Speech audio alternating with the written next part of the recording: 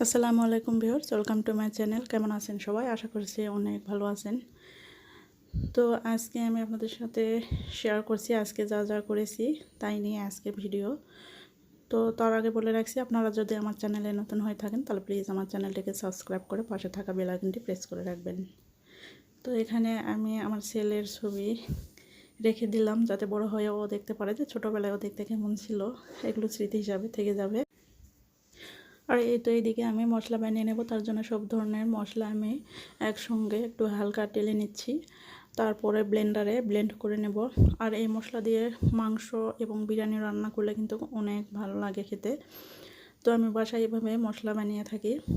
তো এই তো মশলা গুঁড়া করা হয়ে গিয়েছে, খুব মিহিভাবে কিন্তু মশলা গুঁড়া হয়েছে। আর এদিকে তো আপনাদের ভাইয়া বাজার করে নিয়ে আসছে, আমি বাজারগুলো গুছিয়ে নেব। এখানে নিয়ে আসছে ডিম, সবজি, অনেক ধরনের সবজি নিয়ে আসছে, পটল, করলা, ঢেঁড়স, পুঁই শাক, আম। আর আম খেতে আমার ছেলে অনেক ভালোবাসে, এর জন্য প্রত্যেক দিন তো আম নিয়ে আসতেই হবে, আর সাথে তো কলা থাকবেই। তো এদিকে সবজিগুলো আমি গুছিয়ে নিচ্ছি, কাঁচামরিচগুলো বেছে নিচ্ছি। তারপরে আমি পুঁই শাক কেটে নেব, পুঁই শাকে আজকে রান্না করব। আর এই পুঁই শাক রান্না করব আমি রুই মাছের মাথা দিয়ে। বাজার থেকে কিন্তু রুই মাছ নিয়ে এসেছিলো, কেটে নিয়ে আসিছে। তো এই জন্য কেটে নেওয়ার কোনো ঝামেলা নেই। তো আমি সবজিগুলো কেটে নিচ্ছি। তো সবজি কাটা হয়ে গেছে, এদিকে আমি মাছ ভিজিয়ে রেখেছি, রুই মাছ। মাছ ভুনা করব আর মাছের মাথা দিয়ে পুঁই শাক রান্না করব। তো পুঁই শাকগুলো আমি খুব ভালো করে ধুয়ে নিচ্ছি। এখানে কিন্তু ছোট আলুও কুচি কুচি করে কেটে নিয়েছি।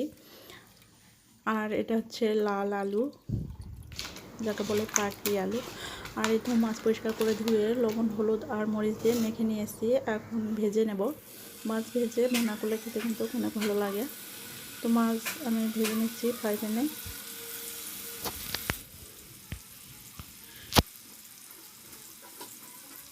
তো মাছের এক পাশ হয়ে আসলে উল্টে দিচ্ছি, উল্টে পাল্টে আমি মাছ ভেজে নিচ্ছি।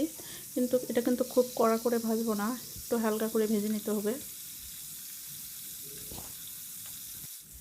তো এই তো মাছ ভাজা হয়ে গেছে, এখন তুলে নিচ্ছি।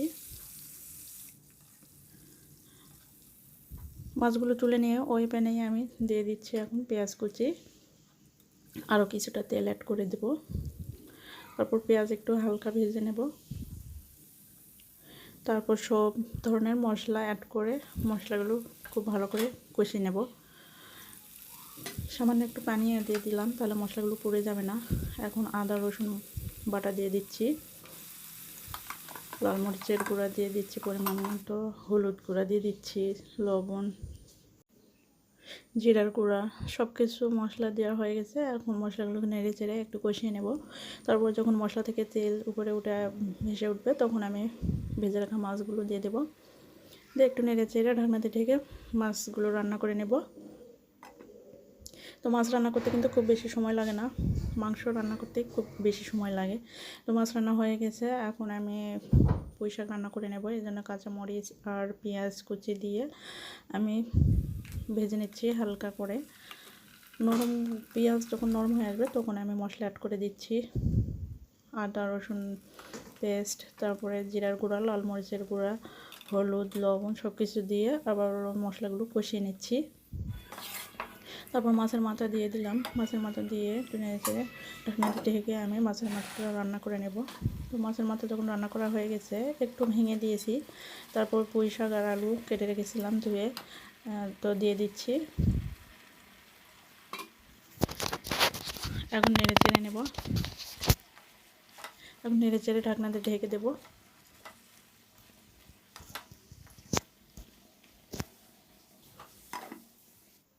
আর এইদিকে কিন্তু আমার ভাত রান্নাও হয়ে গেছে, আমি রাইস কুকারে ভাত বসিয়ে দিয়েছিলাম। এই তো আমার পুঁই শাকের তরকারি কিন্তু রান্না করা হয়ে গিয়েছে। আর এখন আমি রান্নাঘরটা পরিষ্কার করে নেব, চুলাটা ভালো করে পরিষ্কার করে নিচ্ছি। চুলাটা পরিষ্কার করে রাখলে কিন্তু দেখতে ভালো লাগে, চকচক করছে, দেখুন একদম কিন্তু নতুনের মতো লাগে দেখতে।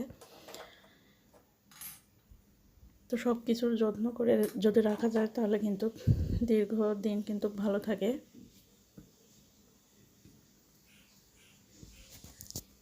তারপরে রান্না করে যে থালাবাটিগুলো বের হয়েছিল, ওইগুলো আমি খুব ভালো করে পরিষ্কার করে নিয়েছি।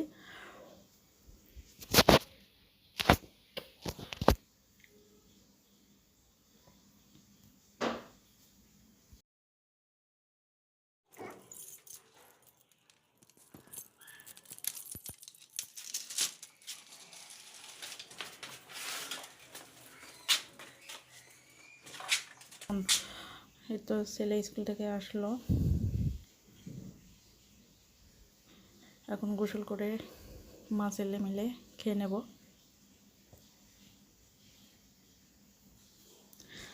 আর আজকে দুপুরের খাবারে তো মাছ ভুনা আর হচ্ছে পুঁই শাকের তরকারি।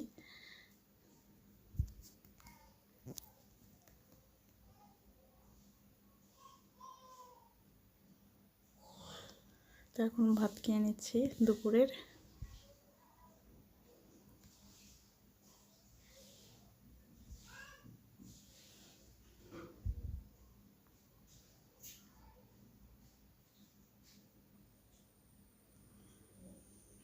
তো ভাত খাওয়া হয়ে গেছে। এখন বিকেল টাইমে কিন্তু একটু ঝড় উঠছিল, কিন্তু বৃষ্টি তেমনভাবে হয় নাই, গুড়গুড়ি বৃষ্টি হয়েছিল, কিন্তু ঝড় হচ্ছিল আর আকাশটা ডাকছিল।